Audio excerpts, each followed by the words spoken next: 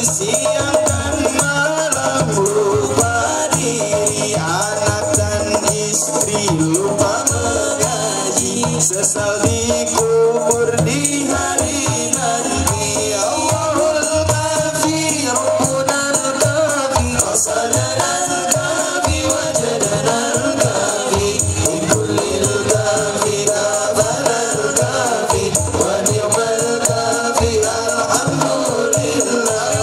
Allahul kafi, Rabbunal kafi, qasadanal kafi, wajadanal kafi, min kullil kafi, kafanal kafi, wa ni'mal kafi, alhamdulillah.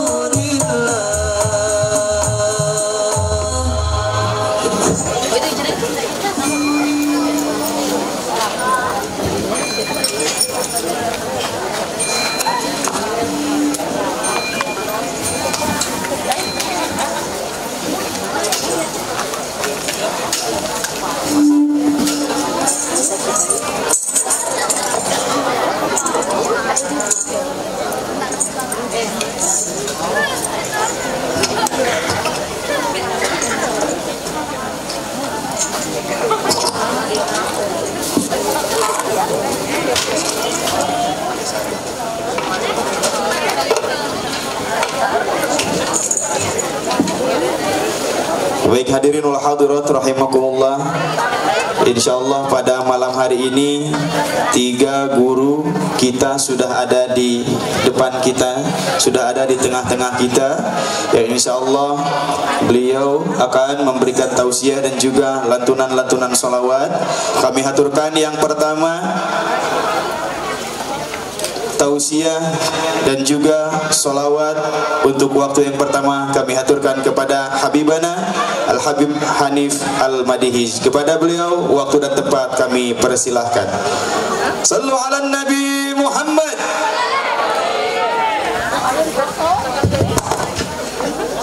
Assalamualaikum warahmatullahi wabarakatuh.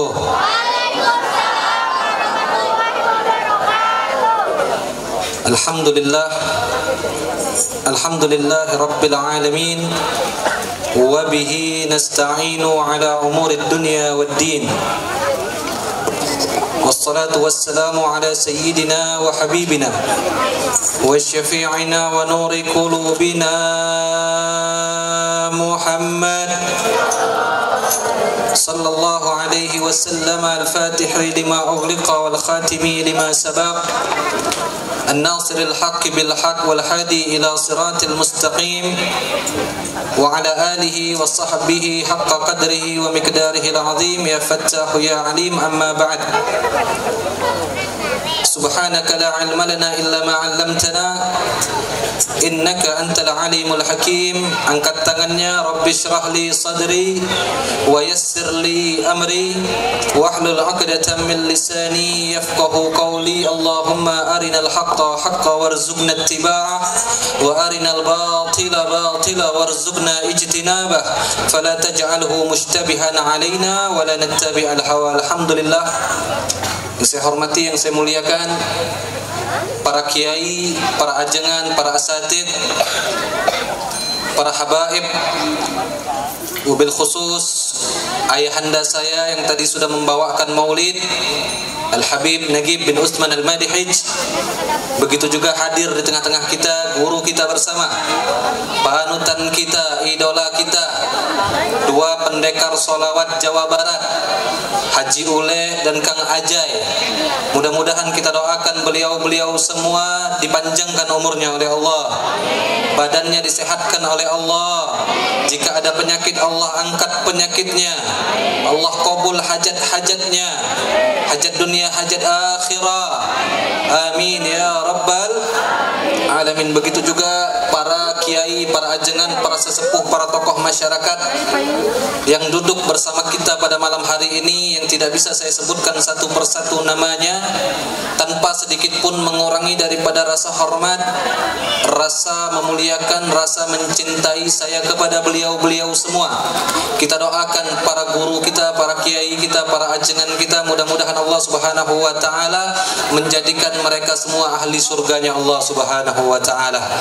Amin ya rabbal alamin. Kemudian salam penghormatan saya sampaikan kepada segenap panitia acara yang sudah bersusah payah, keluar harta, tenaga maupun pikiran, semuanya dikerahkan untuk merayakan Maulid Agung baginda Nabi besar Muhammad sallallahu alaihi wasallam. Asyiral hadirin yang dimuliakan oleh Allah Subhanahu wa taala, ibu-ibu, bapak-bapak yang memerintahkan kita untuk bergembira merayakan Maulid Nabi bukan manusia. Yang memerintahkan kita untuk bergembira merayakan Maulid Nabi bukan malaikat. Yang memerintahkan kita untuk bergembira merayakan Maulid Nabi bahkan bukan Nabi dan Rasul, tapi yang memerintahkan kita untuk bergembira atas kelahiran baginda Nabi besar Muhammad adalah Allah Subhanahu wa taala. Perintahnya langsung dari Allah Subhanahu wa taala. Allah Subhanahu wa taala berfirman, "Qul bi fadlillah wa bi rahmatihi fabidzalika falyafrahu huwa khairum mimma yajma'un." Apa artinya?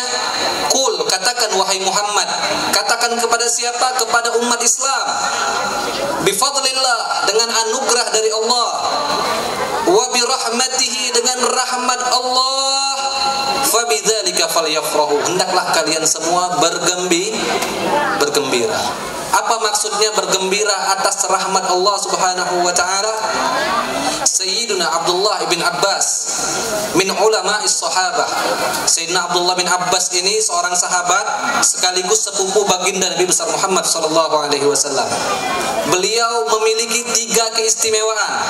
Pertama, sahabat; kedua, sepupu Nabi Muhammad; ketiga, ulamanya Rasulullah sallallahu alaihi wasallam. Ulama yang paling agung di zaman tersebut, Abdullah bin Abbas.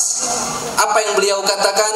Maksud daripada firman Allah yang kita diperintahkan untuk bergembira atasnya tidak lain dan tidak bukan, beliau adalah junjungan kita, beliau adalah panutan kita, beliau adalah idola kita, baginda Nabi besar Muhammad sallallahu alaihi wasallam. Kenapa demikian? Karena Allah wahyukan di dalam Al-Qur'an, "Wa ma arsalnaka illa rahmatan lil alamin." Tidaklah kami utus engkau wahai Muhammad kecuali untuk menjadi rahmat bagi alam semesta. Ibadallah, jangankan sosok Nabi Muhammadnya yang kita bergembira di hari lahirnya, satu solawat saja kita lantunkan kepada Rasulullah, itu 10 rahmat turun dari Allah. Satu solawat yang kita bacakan kepada Nabi Muhammad mendatangkan 10 rahmat dari Allah. Jika satu solawatnya saja mengundang rahmat, bagaimana halayaknya dengan Nabi Muhammadnya sendiri? Solawat kepada Nabi Muhammad mengundang rahmat, bagaimana dengan sosok Nabi Muhammadnya sendiri? Makanya kita bersyukur kepada Allah Subhanahu wa taala pada malam hari ini sama-sama kita berkumpul untuk merayakan Maulid Agung baginda Nabi besar Muhammad, Nabiur Rahmah, Nabi yang diutus oleh Allah untuk menebarkan kasih sayang di tengah umat manusia. Bahkan di kalangan jin, alam semesta semuanya diberikan oleh Allah berupa rahmat terbesarnya, yaitu baginda Nabi besar Muhammad sallallahu alaihi wasallam. Ada satu cerita yang menunjukkan bahwasannya begitu hebatnya rahmat Nabi Muhammad kepada kita selaku umatnya, bahwasannya diriwayatkan dari Sayyidah Aisyah radhiyallahu taala anha wa ardhaha, bahwasannya Sayyidah Aisyah pernah berkata, "Lamma ra'aitu tiba nafsin min Rasulillah sallallahu alaihi wasallam talabtu minhu du'a." Ketika aku melihat Nabi Muhammad posisinya sedang enak, Nabi Muhammad sedang santai di rumah, aku meminta doa kepada Nabi Muhammad. Kata istrinya Sayyidah Aisyah, "Ya Rasulullah, ud'uni." Wahai Nabi Muhammad, wahai suamiku, doakan aku, istrimu Aisyah. Lantas Nabi Muhammad mengangkat kedua tangannya seraya berkata, Allahumma ghfir li Aisyah ma taqaddama min dhanbiha wa ma ta'akhkhar wa ma asarrat wa ma a'lanat.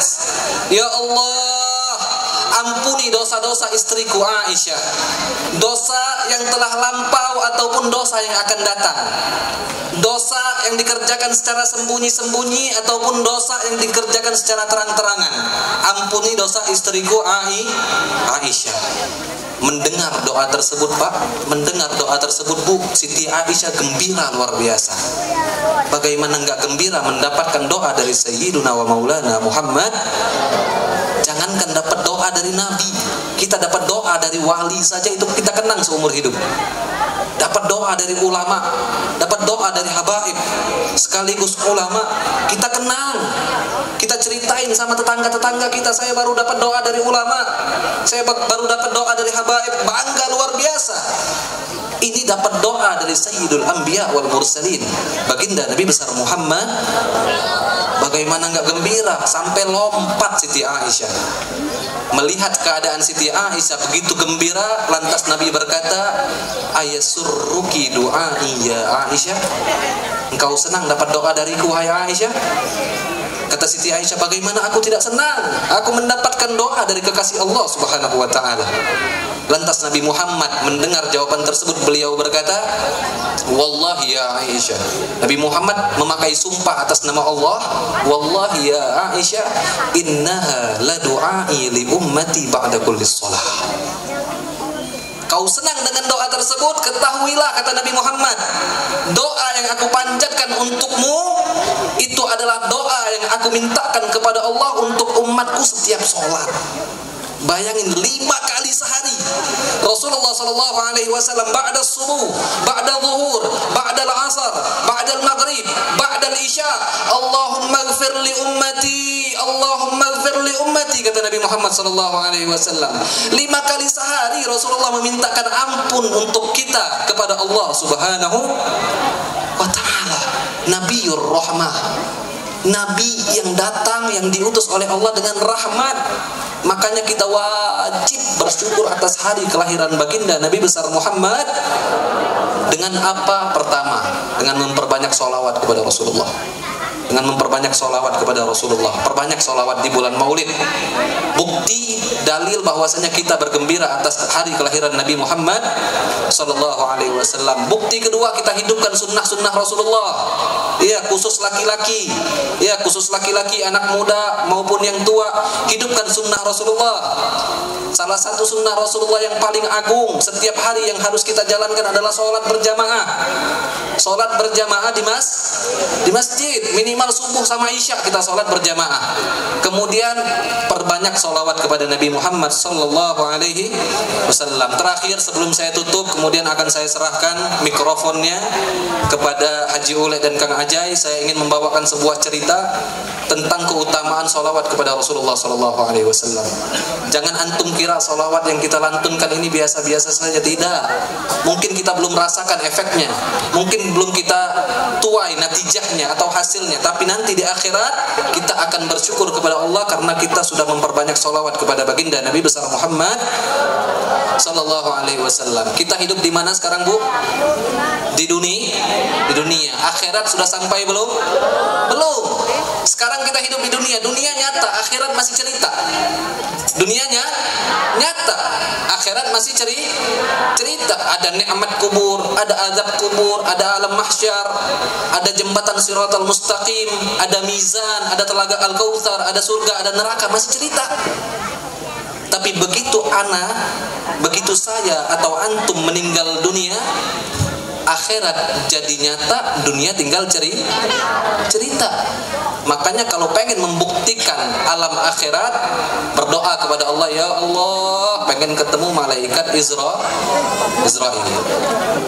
Ya, kalau pengen membuktikan firman Allah, kalau pengen membuktikan sabda baginda Nabi besar Muhammad Sallallahu Alaihi Wasallam, syaratnya harus ketemu dulu sama malaikat Israel, soan sama malaikat Israel, silaturahmi sama malaikat Israel. Mudah-mudahan semuanya panjang umur, sehat walafiat. Amin ya rabbal. Cerita cerita terakhir sebelum saya tutup, bahwasanya kelak nanti itu di akhirat ada yang namanya fase mizan. Fase mizan itu adalah fase timbangan, yang mana amal baik dan amal buruk kita ditimbang oleh Allah Subhanahu wa taala. Kalau amal baiknya lebih berat maka masuk surga. Kalau amal buruknya lebih berat maka masuk neraka. Di dalam hadis yang cukup panjang bahwasanya Nabi menceritakan nanti di fase mizan itu ada salah seorang laki-laki dari umat Nabi Muhammad SAW yang sedang ditimbang amal baik dan amal buruknya. Ketika ditimbang, amal buruknya lebih berat. Amal buruknya lebih berat. Lantas hukumannya apa? Masuk neraka. Akhirnya itu laki-laki diseret-seret oleh malaikat, diseret-seret untuk dimasukkan ke dalam api nerakanya Allah Subhanahu wa taala. Melihat keadaan tersebut Nabi Adam alaihissalam. Tahu Nabi Adam? Kenal Nabi Adam? Bu, kenal Nabi Adam, Bu? Ketemu di mana? Nabi Adam ketika Nabi Adam melihat ada salah seorang umat Nabi Muhammad diseret-seret oleh malaikat untuk dimasukkan ke dalam api neraka, maka Nabi Adam memanggil Nabi Muhammad SAW. Seraya Nabi Adam berkata, ya Muhammad, dengan nada panik. Ya Muhammad, dengan nada panik Nabi Adam memanggil Rasulullah. Mendengar panggilan tersebut, baginda Nabi besar Muhammad SAW berkata, labbaika ya abal bashar. Ada apa wahai kakek moyangnya manusia, engkau kelihatannya panik sekali. Lantas Nabi Adam alaihissalam berkata, hadza rajulun min ummatika yantaliqu bihi ilan nar. Wahai Muhammad, lihat, ada salah seorang laki-laki dari umatmu sedang diseret-seret oleh malaikat untuk dimasukkan ke dalam api nerakanya Allah Subhanahu wa taala. Mendengar laporan tersebut, mendengar aduan tersebut, Nabi Muhammad langsung bangkit, langsung menyusul malaikat yang sedang menyeret-nyeret umat Nabi Muhammad SAW. Seraya Nabi Muhammad berkata kepada malaikat tersebut, ya Rasulullah Rabbi kifu. Wahai utusan Tuhanku, berhentilah kalian. Jangan kalian seret-seret umatku. Umatku adalah tanggung jawabku kelak nanti di akhirat, kata baginda Nabi besar Muhammad SAW. Lantas malaikat, antum tahu malaikat itu tidak pernah bermaksiat kepada Allah. Malaikat itu selalu melaksanakan perintah Allah Subhanahu wa taala. Mereka berkata, ya Muhammad, nahnu al-ghiladu syiddadul ladzi la na'sillaha ma amarna wa naf'alu ma nu'maru. Kami malaikat, wahai Muhammad, kami ini hamba Allah yang gagah perkasa. Ya, malaikat itu gagah perkasa. Sesekali kami tidak akan pernah mengkhianati perintah Allah.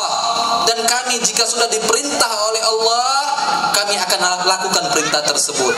Maka engkau tidak bisa menyuruh kami untuk stop menyeret laki-laki ini ke api nerakanya Allah Subhanahu wa taala. Mendengar jawaban malaikat, Nabi Muhammad putus asa. Nabi Muhammad putus asa seraya mengalihkan pandangannya ke arah arsy, tangan kiri memegang jenggot. Ya, Nabi Muhammad tangan kirinya memegang jenggot beliau. Seraya Nabi Muhammad berkata kepada Allah, ya Rabb, qad wa'adtani alla tukhziyani fi ummati. Ya Allah, engkau telah berjanji, ya Allah, engkau telah berjanji kepadaku, engkau tidak akan pernah menyakitiku terkait urusan umatku, ya Allah. Sebagaimana yang kita tahu di dalam surah Ad-Duha, apa Allah firmankan, wala saufa yu'tika rabbuka fatardha. Kelak nanti Allah akan berikan anugerah kepada Rasulullah, yang mana anugerah tersebut membuat Rasulullah puas. Asy-Syaikh Masyayikhina Asy-Syaikh Ali As-Sabuni di dalam kitab tafsirnya As-Safwatut Tafasir menjelaskan pemberian tersebut di akhirat namanya syafa'atul uzma. Syafaat terbesar Nabi Muhammad SAW yang dikatakan oleh Rasulullah, wallahi idzan la arda wahidun min ummati finnar. Ya Allah, jika engkau ingin memberikan aku sebuah anugerah yang membuat aku ridha, maka aku tidak ridha ada satupun umatku masuk ke dalam api neraka. Itu rahmat Nabi Muhammad SAW. Mendengar laporan Rasulullah, maka Allah wahyukan kepada malaikat tersebut, ati'u Muhammadah, patuhilah perintah kekasihku Nabi Muhammad, wa yaruddu hadzal abda ilal maqam, dan kembalikanlah laki-laki tersebut ke tempat asalnya. Maksudnya ke tempat asal di mana? Balik lagi ke mizan, kayaknya. Balik lagi ke mizan, ditimbang ulang. Tadi sudah ditimbang, amal buruk lebih berat. Sekarang dapat keringanan, ditimbang ulang lagi. Ya, mudah-mudahan amal punya nasib amal buruk lebih berat, masih lebih berat amal buruknya. Mungkin ini orang ketika di dunia tarikus shalah, sering meninggalkan sholat fardu 5 waktu, ataupun qati'ur rahim, sering memutuskan tali silaturahmi, kita nggak tahu. Mungkin nggak pernah ngaji sama para ulama, ya, mungkin golil adab sama ulama dan habaib, wallahu a'lam. Intinya ahli maksiat ketika ditimbang ulang amal buruk lebih berat. Maka Nabi Muhammad, antum perhatikan, Nabi Muhammad mengeluarkan kertas putih dari kantongnya. Dari kantong Nabi Muhammad mengeluarkan kertas putih. Oh, ini HP bukan kertas putih. Karena nggak ada kertas putih. Nah, Nabi Muhammad mengeluarkan kertas putih. Nah, ini Quran. Kertas putih. Anda nggak bohong, dalamnya ada kertas putih. Ketika amal buruk lebih berat daripada amal baik, maka Nabi Muhammad mengeluarkan selembar kertas putih dari kantongnya. Kemudian kertas putih tersebut dilemparkan oleh Rasulullah ke timbangan sebelah kanan. Seraya Nabi Muhammad berkata Bismillahirrahmanirrahim, dilemparkan.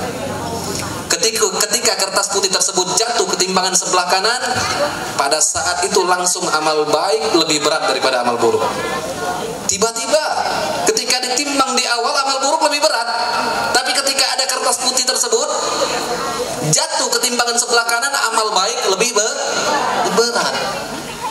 Akhirnya laki-laki ini heran, kertas putih apa itu? Seraya dia berkata kepada Nabi Muhammad SAW, ya Rasulullah, ma hadza? Wahai Nabi Muhammad, apa ini? Kertas putih ini kertas apa? Lantas dijawab oleh Nabi Muhammad SAW, hadhihi salatuka alayya kunta tusalli, atatska ahwaju ma takunu ilaiha. Kertas putih yang aku lemparkan ke timbangan sebelah kananmu itu adalah wujud solawatmu ketika engkau masih di dunia.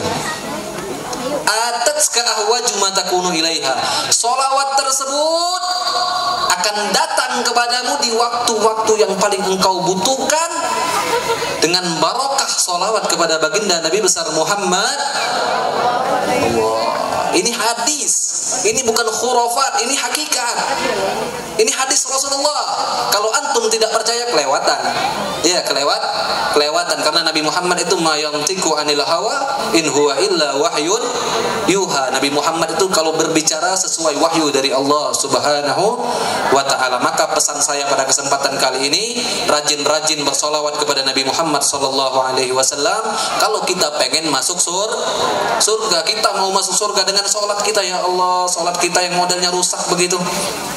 Kita pengen masuk surga dengan sodakoh kita yang masih riya. Kita pengen masuk surga dengan puasa kita yang masih bergelimangan mata dengan maksiat. Kita masih sering suudzon sama tetangga, masih sering gibah. Ya Allah, satu-satunya harapan kita adalah rahmat Allah yang dititipkan oleh Allah melalui syafaat Rasulullah sallallahu alaihi wasallam. Makanya sama-sama kita bersolawat kepada Nabi Muhammad sallallahu alaihi wasallam. Ya